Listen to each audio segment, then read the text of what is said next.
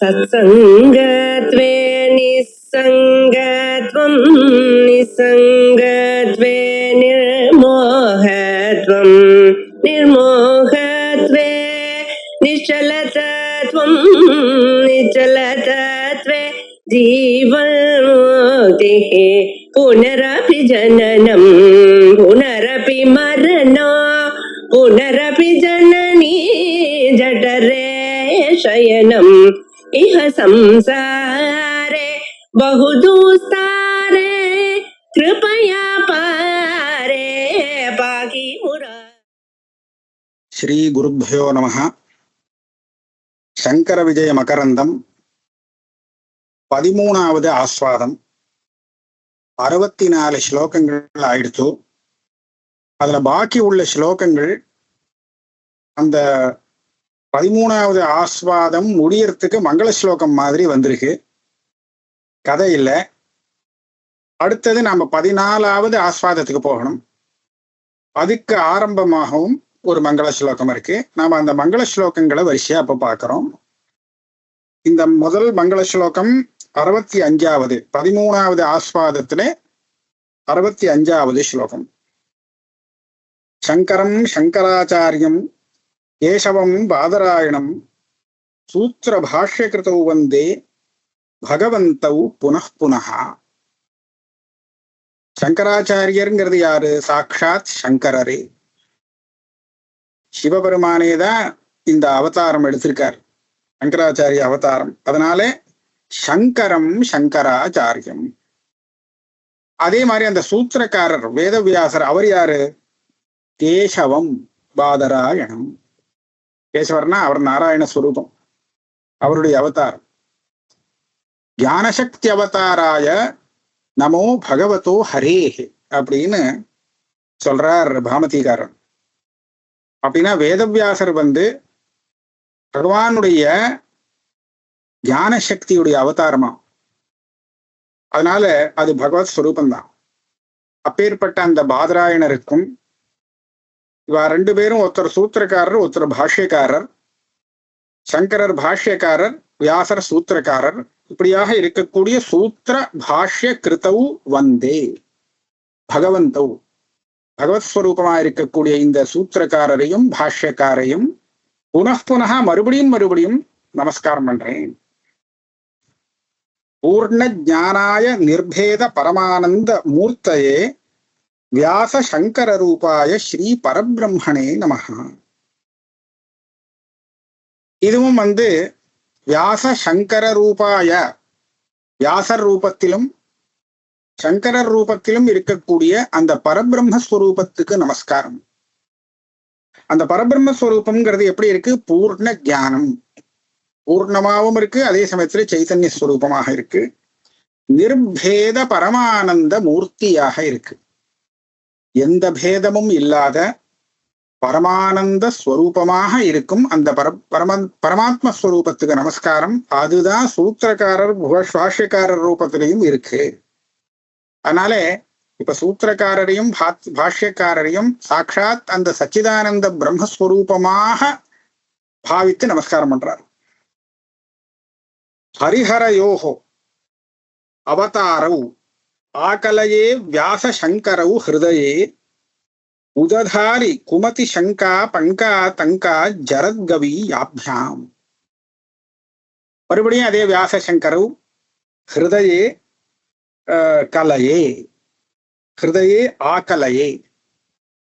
அந்த வியாசரையும் சங்கரரையும் நான் என்னுடைய ஹிருதயத்திலே தியானம் செய்கிறேன். வியாசர் ஹரியுடைய அவதாரம், சங்கரர் ஹரர், ஹரஹன சிவன், சிவனுடைய அவதாரம். ஹரிஹரையோர் அவதாரவு வியாச சங்கரவு ஹிருதயே ஆகலையே. இவா 2 பேரையும் நான் என்னுடைய மனசுல வச்சுட்டு இருக்கேன். எதுக்காக வச்சுட்டு இருக்கேன்னு சொன்னா, யாபியாம் ஹரிசங்கர வியாச சங்கராபியாம் உததாரி ஜரத்கவி. ஜரத்கவி அப்படிங்கிறது என்னன்னா சிரந்தனமான வாக்கு. சிரந்தனமான வாக்குங்கிறது வேத வாக்கு, வேதம். இந்த வேதம்ங்கிற அந்த அனாதியான ஒரு வாக்க இவா ரெண்டு பேரும் உத்தாரணம் பண்ணியிருக்கா. எப்படி உத்தாரணம் பண்ணியிருக்கா அப்படின்னு கேட்டா, குமதி சங்கா பங்கா தங்கா. துஷ்டமான புத்தி உள்ளவர்கள் அவ வேதத்து மேல அதனுடைய பிராமணியத்துக்கு மேல சங்க பண்ணுவா, ஆக்ஷேபங்களை ஏற்படுத்துவா. சங்கப்படுறதுன்னா ஆக்ஷேபங்கள். அந்த ஆக்ஷேபங்கள்ங்கிற சேத்துலேருந்து ஷேர்ல மாட்டின் இருந்த அந்த மாடு ஜரத்கவி, வயதான மாடுன்னு இன்னொரு அர்த்தம் வரும். வயதான மாடுன்னு ஜரத்கவி. ஜரத்கவிங்கிறதுக்கு இன்னொரு அர்த்தம் அனாதியான வாக். அனாதி வாக் சுரூபமா இருக்கக்கூடிய அந்த வேதத்தை காப்பாத்தி உத்தாரம் செய்தவர்கள் இவர் ரெண்டு பேரும், வியாசரும் சரி சங்கரரும் சரி. அதனால அவரை நான் எப்போதும் ஹிருதயத்திலே ஸ்மரிக்கிறேன். யதீய சூத்திர விலச சாஸ்திர நாவா பவாம்புதிம் சந்தஸ்தரந்தி தம் வந்தே பாராசரிய மகர்நிஷம். இந்த 68வது ஸ்லோகத்திலே வியாசருக்கு மாத்திரம் நமஸ்காரம் பண்றார். எதுக்காக அப்படின்னு கேட்டா, யதீய சூத்திர விலச சாஸ்திர நாவா. இந்த வியாசர் பண்ணின சூத்திரம், இந்த சூத்திரத்திலே சாஸ்திரம் அதுவே ஒரு சாஸ்திரமாக இருக்கு. இந்த சாஸ்திரமே நமக்கு ஒரு நௌகுனா நௌகா, அதாவது போட்டு, அதுவே ஒரு நமக்கு ஓடமாக ஆகிறது. அந்த ஓடத்தை வைத்துக்கொண்டு பவாம்புதிம் சந்தஸ்தரந்தி. வியாசர் பண்ணின சூத்திரம்னா வெறும் சும்மா படிக்கிற பாடம் மாத்திரம் இல்லை. இதுலேருந்து வரக்கூடிய அந்த ஞானம் இருக்கே, அது நமக்கு பவாம்புதி, சம்சார சாகரத்திலேருந்து தாண்டி போகிறதுக்கு உண்டான ஒரு ஓடமாக உபயோகப்படக்கூடியதாக இருக்கு. அப்பேற்பட்ட அந்த பாராசரியம், பராசரருக்கு புத்திரராக இருக்கக்கூடிய வியாச பகவானை, வியாச மகர்ஷியை நான் நமஸ்கரிக்கிறேன். யதீய பாஷ்ய கமல செந்தமான மரந்ததா வித்வத் பிருங்கா திருப்திமேதி சங்கரம் தம் உபாஸ்ரயே. இது பகவத்பாதாளுக்கு மாத்திரம் பாஷ்யக்காரருக்கு நமஸ்காரம். இவருடைய பாஷ்யங்கிறது ஒரு தாமரை. அந்த தாமரையில இருக்கக்கூடிய தேன், அந்த தேன்கிறது இந்த தாமரையிலேந்து ஒழுகிறதாம். பாஷ்ய தாமரையிலேந்து ஒழுகும் தேனை எது சாப்பிடுறது அப்படின்னு கேட்டா, வித்வத் பிருங்கா, வித்வானாக வித்வான்கள் அப்படின்னு சொல்லக்கூடிய அந்த வண்டுகள், தேனீக்கள் அந்த தேனை இது சாப்பிடுறது, தேனை பருகிறது. இதுல என்ன தெரியுதுன்னா, பாஷ்யத்தினுடைய அந்த சுவாரஸ்யமா இருக்கக்கூடிய அந்த தாத்பரியத்தை வித்வான்கள்னாலத்தான் அனுபவிக்க முடியும் அப்படிங்கிறது தெரியுது. ஏன்னா அவ்வளவு உத்தமமான அந்த பாஷ்யம். அப்பேற்பட்ட பாஷ்யத்திலேந்து வரக்கூடிய அந்த தேனை வித்வான்கள் என்கிற தேனீக்கள் குடிக்கின்றன. அந்த பாஷ்யக்காரரை நான் ஆசிரியிக்கிறேன், நமஸ்கரிக்கிறேன்னு அர்த்தம். சரணாகதம் பண்றேன். விஷ்ணவே வியாசரூபாய பிரம்மசூத்திர கிருத்தே நமஹ மகேஷாய தத் பாஷ்ய கிருத்தே சங்கர ரூபிணி. மகாவிஷ்ணுவுக்கு நமஸ்காரம். அந்த மகாவிஷ்ணு வியாசர் ரூபத்துல பிரம்மசூத்திரத்தை பண்ணி கொடுத்தார், அவருக்கு நமஸ்காரம். அதே மாதிரி சிவன் அந்த பிரம்மசூத்திரத்துக்கு சங்கராச்சாரிய ரூபத்துல பாஷ்யம் எழுதி கொடுத்தார், அதனால அவருக்கும் நமஸ்காரம். இப்படியாக இந்த 13வது ஆஸ்வாதம் இருக்கே, அதுல இருக்கக்கூடிய கடைசி மங்கள ஸ்லோகங்கள் இது. அடுத்தது 14வது ஆஸ்வாதம் இப்பவே ஆரம்பிக்கிறது. அதுல முதல் மங்கள ஸ்லோகம், ஸ்ரீ பாஷ்யகிரு சரண சாரசம் ஆதரேண யோகீந்திர பிருந்த மதுபைஹி உபகீயமானம் சத்பாகதேய மகிலார்த்த நிதான பூதம் கைவல்ய புஷ்பரச சம்பிருதம் ஆனதோஸ்மி. ஸ்ரீ பாஷ்யகிரு சரணசாரசம் ஆதரேண. ஸ்ரீ பாஷ்யகிருத், பாஷ்யக்காரர் சங்கர பகவத்பாதாள், அவருடைய பாத சரோஜங்களை நான் நமஸ்கரிக்கிறேன். எதுக்காக? அந்த பாத சரோஜங்களுடைய விசேஷம் என்ன, அதை நமஸ்காரம் பண்றதுக்கு காரணமான விசேஷங்களை தெரிவிக்கிறார். ஆதரேண யோகீந்திர பிருந்த மதுபை உபகீயமானம். இந்த பாத கமலங்கள் இருக்கே, இந்த பாத கமலங்களை யோகீந்திராள், பெரிய யோகிகள், யோகி வரியர்களாக இருக்கக்கூடிய ஒரு பெரிய சமூகம், அந்த சமூகமே மதுபம், வண்டுகள். அந்த வண்டுகள் எப்ப பார்த்தாலும் முச்சுட்டு இருக்கு. வண்டுகள் ரீங்காரம் பண்ணிட்டு அதை முச்சுட்டு இருக்கான். உபகீயமானம். பெரிய பெரிய யோகிகளாக இருக்கிற வித்வான்கள், ஞானிகள்னாலே ஸ்துதிக்கக்கூடிய பாதார விந்தங்களை உடையவராக இருக்கிறார் பாஷ்யக்காரர். அது மாத்திரமில்லை, இந்த இது ஜனங்களுக்கு எப்படின்னு சொன்னா சத் பாகதேயம். நல்லவர்களுக்கெல்லாம் பெரிய பாக்கியத்தினால பாஷ்யக்காரருடைய அந்த சரணாம்புஜம்ங்கிறது கிடைக்கிறது நமஸ்காரம் பண்றதுக்கு. அப்பேற்பட்டது அது சத் பாகதேயம். அகில அர்த்த நிதானபூதம்.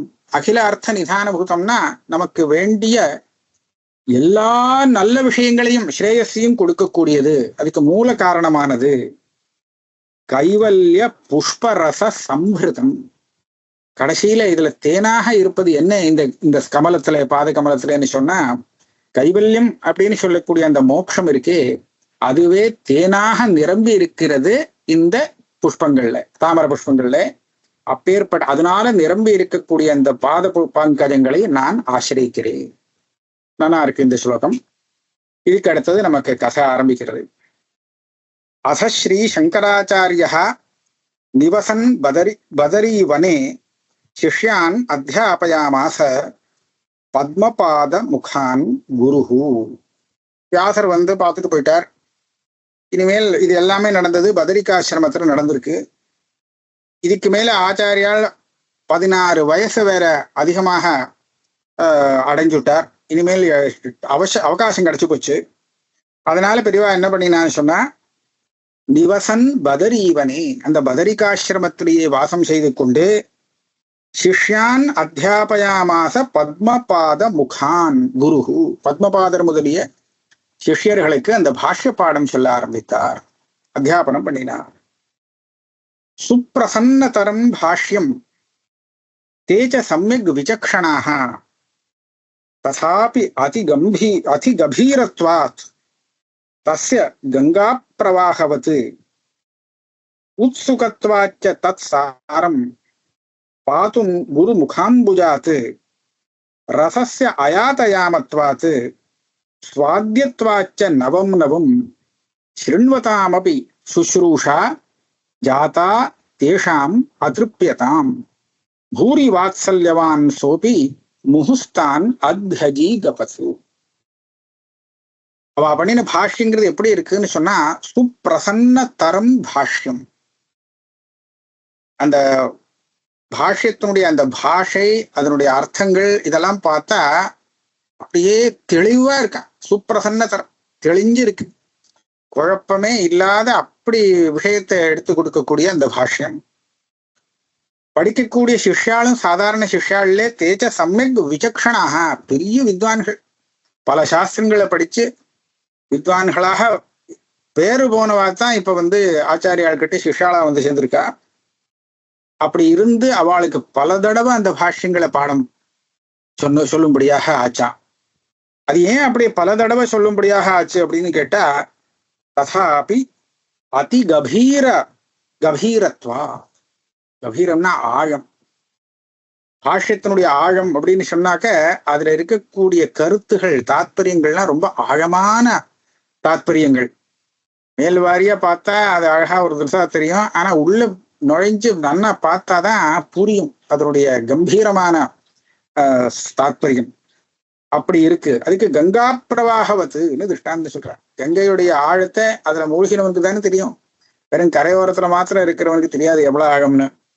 அதனால பாஷ்யத்தினுடைய அந்த ஆழத்தை தெரிந்து கொள்ள வேண்டும் அப்படிங்கிற ஒரு ஆசையாலே சிஷ்யர்கள் மறுபடியும் அந்த பாஷ்யத்தை பகவத்பாதாளுடைய முகத்திலேருந்து கேட்கணும்னு ஆசைப்பட்டு அங்க பாடம் சொல்லி கேட்டாளாம்.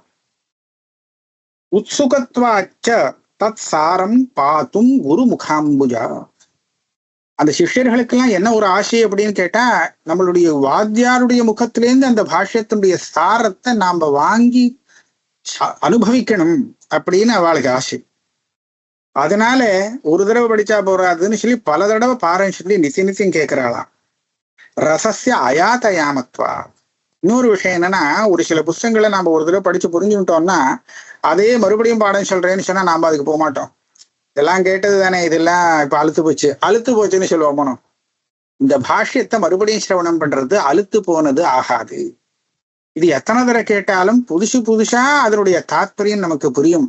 அது புதுசாகவே இருக்குமே தவிர அழுத்து போகும்படியான பழையதாக ஆகவே ஆகாது. சுவாத்தியத்வாச்ச நவம் நவம். அதுல ஒவ்வொரு தடவை பாஷ்யத்தை கேட்கும் போதும் அதுல இருந்து பல புதுசா அர்த்தங்கள் தாத்பரியங்கள் நமக்கு மனசுல வருது. அப்படிங்கிற காரணத்தினாலே ஸ்ருண்வதாமபி சுஷ்ரூஷா ஜாதா தேஷாம் அசிருப்பியதாம். பாஷ்யத்தை கேட்டாலும் மறுபடியும் கேட்கணும் அப்படின்னு அந்த சிஷ்யர்களுக்கெல்லாம் ஒரு ஆசை ஏற்பட்டது. அதனால குருவும் ரொம்ப சிஷ்ய வாத்சல்யத்தோட இருக்கிறதுனாலே பூரி வாத்சல்யவான் சோபி முகுஸ்தான் அத்யஜீகபது. ரொம்ப சிஷ்ய வாத்சல்யம் இருந்த காரணத்தினாலே மறுபடியும் சொன்ன பாடத்தையே அவர் சொன்னாராம். இல்லைன்னா ஒரு தடவை தான்டா அவ சொல்லுவேன், அப்புறம்லாம் சொல்ல முடியாது இருக்கு அப்படின்னு சொல்லல. அவ கேட்டதுக்கு மறுபடியும் அந்த பாஷ்ய பாடங்களை சொல்லிட்டு இருந்தார். ஏதன் மத்தியில சித்சுகஸ்ய சிஷ்யத்தையா ஸ்வீகாரா. சித்சுகாச்சாரியர் பகவத்பாதாளுக்கு சிஷ்யராக சேர்ற ஒரு கட்டத்தை இந்த புஸ்தகக்காரர் எழுதுறார். காலட்டி சம்பவ கஷ்டித் விஷ்ணு சர்மாபிதோ வட்டுஹு சகாத்தியாயி சங்கரஸ்ய ஸ்னிக்தா அனுஜ இவ அபவத். காலடியில தானே இவர் பால்ய காலத்துல இருந்தார். அப்ப காலடியிலேயே பிறந்த காலடிக்காரன் விஷ்ணு சர்மா அப்படின்னு ஒரு சின்ன பையன் சங்கரருக்கு பாடசாலையில சகாத்தியாயியா இருந்தானா. ரொம்ப பிரியம் சங்கரர் இடத்துல. அவனுக்கு தம்பி மாதிரி கூடவே இருக்கக்கூடியவன் விஷ்ணு சர்மா அப்படின்னு அவனுக்கு பேரு. நிர்விண்ணஹா லௌகிகேஷ்வர்த்தேஷு அன்விஷ்யன் குருமாத்மனஹ ஆகதோ பதரீம் சிஷ்யான் போதயந்தம் சங்கரம். அவனுக்கும் சங்கரர் போனதுக்கு அப்புறம் ஒரே சன்னியாசம் வாங்கிட்டு போனதுக்கு அப்புறம் அவனுக்கும் ஒரு வைராக்கியம் வந்துடுத்து. அவனுக்கும் ஒரு ஆசை, ஒரு நல்ல குரு வேணுமே நமக்கு. அந்த குரு மூலமாக லௌகிகமான அர்த்தங்கள் எல்லாம் வேண்டாம், எனக்கு ஆத்ம தத்துவஞானம் வேணும் அப்படின்னு ஒரு ஆசை ஏற்பட்டது. ஆத்மனஹா குரும் அன்விஷ்யன். அப்ப தனக்கு ஒரு குரு வேணுமே, அந்த குருவை தேடி அலைஞ்சு அப்படியே சஞ்சாரம் பண்ணிட்டு பத்ரிகாசிரமத்துக்கு சேர்ந்தான். அங்க பார்த்தா சங்கரர் சிஷ்யர்களுக்கு ஆத்ம ஞானத்தை போதிச்சுட்டு இருக்கிறத பார்த்தான். அங்க சேர்ந்தான். பஷ்யன் லப்தம் குரும் வேனே சிராத் ஈப்சிதம் ஆதராத் நமன் ஸ்துவன் விஷ்ணு சர்மா குரோஹ பாதவ் உபாகிரஹி. ஆஹா, நமக்கு குரு கிடைச்சுட்டாரே. பஷ்யன் லப்தம் குரும் மேனே, நமக்கு குரு கிடைச்சுட்டார். இத்தனை நாள் தேடிண்டு வந்தோமே, அந்த குரு நமக்கு இன்னைக்கு கிடைச்சுட்டார். சிராதீப்சிதம் ஆதரா. ரொம்ப நாளா தேடிட்டு இருக்கேன், மெனக்கட்டு தேடிட்டு இருக்கேன், இன்னைக்கு கிடைச்சார் அப்படின்னு அவருக்கு சந்தோஷம். உடனே காலில் விழுந்து நமஸ்காரம் பண்ணி அவரை ஸ்தோத்திரம் பண்ணி அந்த விஷ்ணு சர்மா குருவுடைய பாதங்களை பிடிக்கிறான். அப்போ அவன் சொல்லக்கூடிய ஒரு ஸ்லோகங்கள் இங்க இருக்கு. ஸ்ருதீனாம் ஆக்ரீடஹா பிரதித பரஹம்சோசித கதிஹி நிஜே சத்யே தாம்னி த்ரிஜகத் அதிவர்த்தினி அபிரதஹ அசௌ பிரம்மைவ அஸ்மின் நகலு விஷயே கிந்து கலயே பிருஹேரர்த்தம் சாக்ஷாத் அனுபச்சரிதம் கேவலதயா. ஸ்ருதீனாம் ஆக்ரீடஹா. என்னுடைய குரு அதாவது சங்கரர்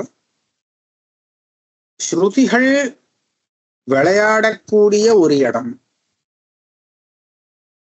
சங்கருடைய வாயில வேதங்கள் விளையாடுகிறது, அது நர்த்தனம் ஆடுறது.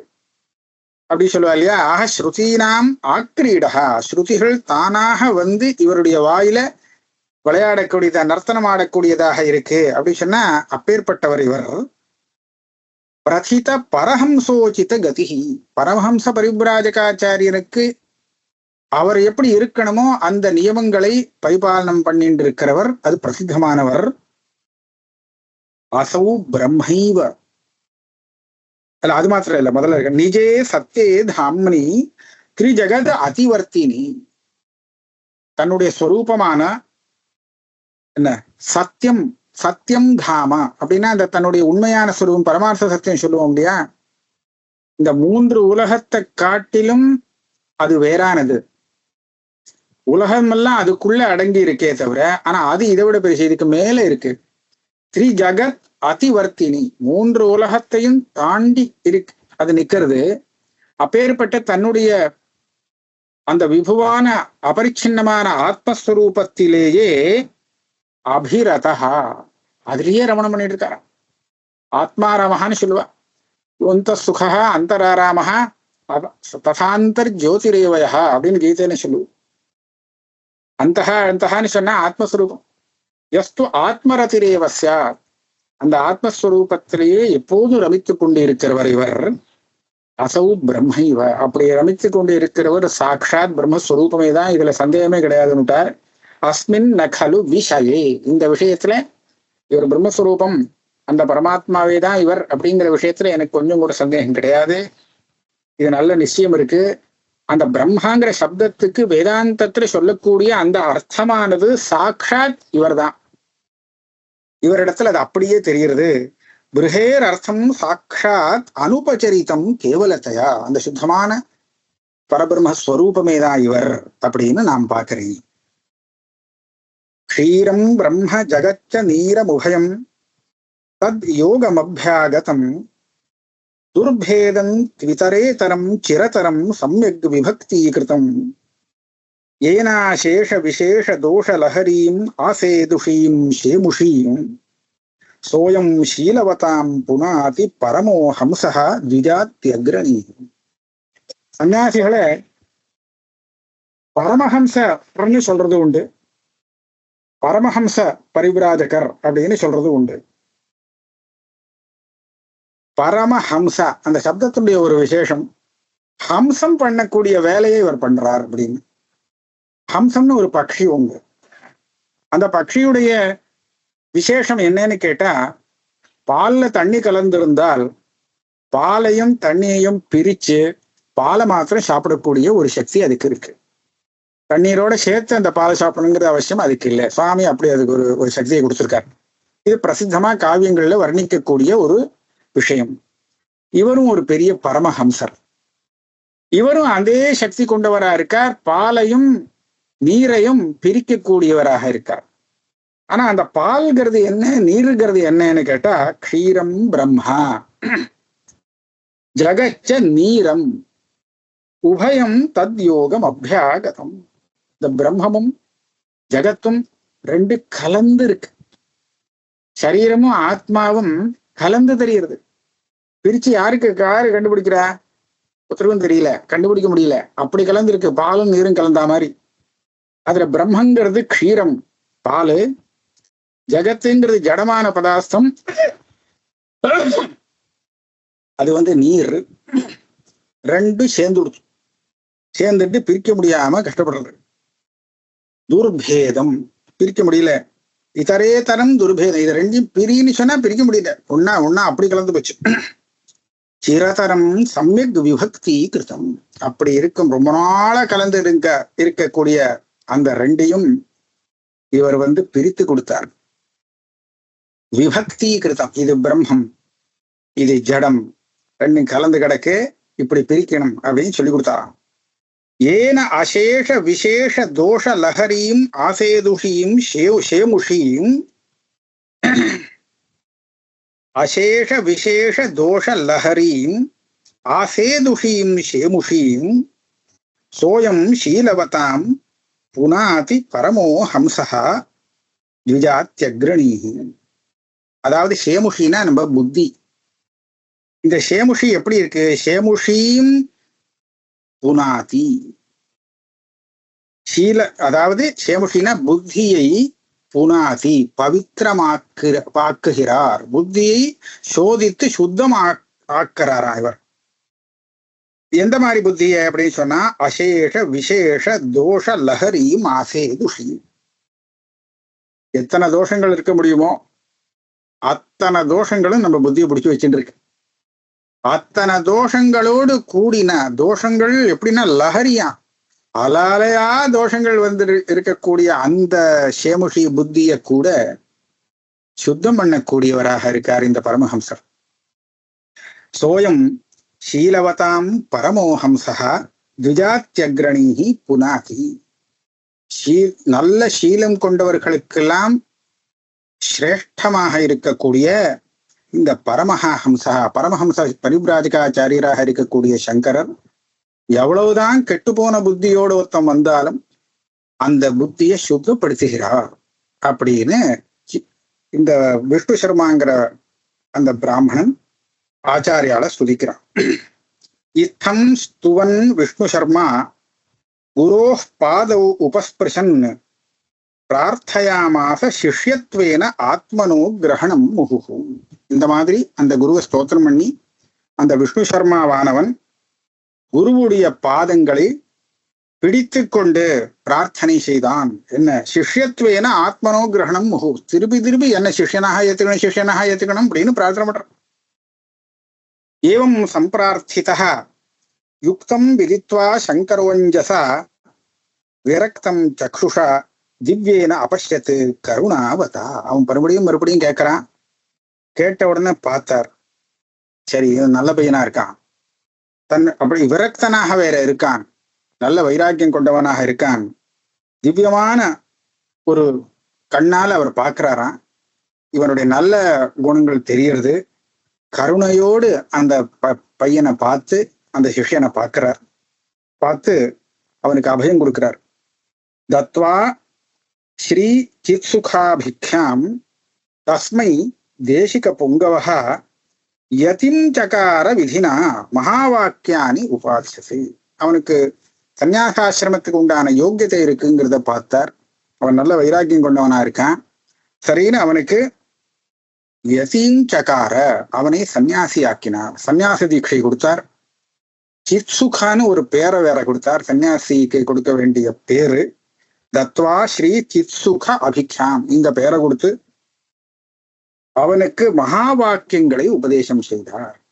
சன்னியாசாசிரமங்கிறது ஒரு குரு சிஷ்யனுக்கு அவனுடைய யோக்கியத்தைய பரீட்சை பண்ணி பார்த்து இவன் சரியான வியக்தி தானா, சன்னியாசாசிரமத்துக்கு யோக்கியம் தானான்னு தீர்மானம் பண்ணி அதுக்கப்புறம் அவனுக்கு சன்னியாச தீட்சையை கொடுக்கணும். கொடுத்தவனுக்கு மகா வாக்கியம் தானே எல்லாத்துக்கும் மேல அதை உபதேசம் பண்ணணும். இதெல்லாம் சங்கர பகவத் பாதாள் அந்த விஷ்ணு சர்மாவுக்கு பண்ணியிருக்கார். விஷ்ணு சர்மாவுக்கு பண்ணி அவர் தான் சித்சுகாச்சாரியராக ஆனார். ஆக இந்த சித்சுகாச்சாரியர் சாட்சாத் சங்கர பகவத் பாதாளுடைய சிஷ்யர் அப்படிங்கிறது தெரியுது. யதிஞ்சகார விதினா அப்புறம் மகா வாக்கியானி உபாதிசத்து தேசிக புங்கவா. அந்த சன்னியாசிக்கு புது சன்னியாசிக்கு சிஷ்யனுக்கு மகா வாக்கியங்களை உபதேசம் பண்ணினார் குருவான சங்கர பகவத் பாதர். அதுக்கப்புறம் தப்த குண்டோத்பத்தி. தத்ராதி சீதார்த்தித தேசிகஸ்ய சம்ரக்ஷணாய ஆதுலித பிரபாவः தப்தோதகம் பிரார்த்தயதே ஸ்ம சந்திர கலாதரா தீர்த்தகர பிரதானः. சிஷ்யன் சன்னியாசி ஆயிட்டான். சன்னியாசியான இந்த சிஷ்யனுக்கு எவ்வளவு பெரிய ஒரு பக்தி. அங்க சீத காலம், குளிர்காலம் வந்தது. தாங்க முடியாத குளிர். அதிசீத அர்த்தித தேசிகஸ்ய சங்கர பகவத் பாதாளுக்கே அந்த சீதத்தினால ரொம்ப வாட்டம் கண்டது, ரொம்ப சிரமம் இருக்கு. அதை பார்த்தார். சம்ரக்ஷணாய அதுலித பிரபாவா. அப்போ அவரை காப்பாத்தணுமே, அவர் தானே நமக்கு ஞானத்தை கொடுக்கக்கூடிய தேசிகரா இருக்கார், அவரை காப்பாத்தணுமே, என்ன பண்ணணும்னு பார்த்தாராம். உடனே பிரார்த்தனை பண்ணினாராம். சந்திர கலாதராத், பரமசிவன் சிவனை பிரார்த்தனை பண்ணினாருங்க பத்ரி கஷேத்திரத்துல. பண்ணி தப்தோதகம் பிரார்த்தயதே, ஒரு உஷ்ணமான ஜலம் வேணும். ஸ்நானம் பண்றதுக்கு அந்த சீத ஜலத்துல ஸ்நானம் பண்ணினா ரொம்ப கஷ்டமா இருக்கு. அதனால எங்க குருவுக்கு ஸ்நானம் பண்றதுக்கு உஷ்ணோதகம் வேணும் அப்படின்னு சுவாமிகிட்ட பிரார்த்தனை பண்ணிட்டாராம். கர்மந்தி பிருந்த பதினா கிரிஷோ அர்த்திதசன் சந்தப்தவாரி லஹரீம் ஸ்வபதாரவிந்தா பிராவர்த்தயத் பிரதயதி யதிநாத கீர்த்திம் யா அத்யாபி தத்ர சமுதஞ்சதி தப்ததோயா. அந்த பதரி கஷேத்திரத்திலே இந்த சின்ன சுவாமிகள் பிரார்த்தனை பண்ணினத்தை கேட்டு பகவான் என்ன பண்ணார், அங்கேயே ஒரு வெந்நீர் பிரவாகத்தை ஏற்படுத்தி கொடுத்துட்டார். தப்த குண்டம்னு சொல்றார். சந்தப்த வாரி லஹரி, அது நல்ல கொதிக்க கொதிக்க இதுல வெந்நீர் வருது. ஸ்வபதாரவிந்தா, தன்னுடைய பாதாரவிந்தத்திலேருந்து அந்த வெந்நீர் வந்து அந்த குண்டத்துல வரும்படியாக ஏற்படுத்தினார். யதிநாத கீர்த்திம் பிரதயதி, யாருக்காக இந்த தப்த குண்டம் வந்தது வெந்நீர்? யதிநாத கீர்த்திம் பிராவர்த்தயத்தினா பிரதயதி, யதிகளுக்கெல்லாம் சிரேஷ்டரா இருக்கக்கூடிய அந்த சங்கர பகவத்பாதாளுடைய கீர்த்திய பரவ வைக்கிறதுக்காக, எல்லா இடத்திலும் பரவி இருக்கும்படியாக செய்வதற்காக தப்த குண்டத்தை ஏற்படுத்தினார். யா, அந்த சப்த குண்டமானது அத்யாபி தத்ர சமுஜஞ்சதி தப்ததோயா, இன்னைக்கும் அங்க வந்து வெந்நீரை கொடுத்துட்டு அந்த பதரி கஷேத்திரத்துல இருந்துட்டு இருக்கு. என்னைக்கும் எல்லாரும் போய் பார்த்துட்டு வர. அரிசிய போட்டோம்னா ஒரு பல பேர் இப்படி பண்றாளாம். அதாவது துணியில அரிசியை கட்டி அதுல அந்த ஜலத்துல இப்படி போட்டாச்சுன்னா ஒரு 5 நிமிஷத்துல அது சாதமா வந்துடும். அப்ப அந்த அளவுக்கு சூடா அந்த தப்தம் ஜலம் இருக்கு. பக்கத்திலேயே இன்னொரு ஜலம், சீத்த ஜலம் இருக்கு. அந்த 2 கலக்கிற இடத்துலதான் போய் ஸ்நானம் பண்ண முடியுமா? வெறும் உஷ்ண ஜலம் அவ்வளவு உஷ்ணம், அதுல ஸ்நானம் பண்ணிட முடியாது, அவ்வளவு உஷ்ணமா இருக்குன்னு சொல்றான்.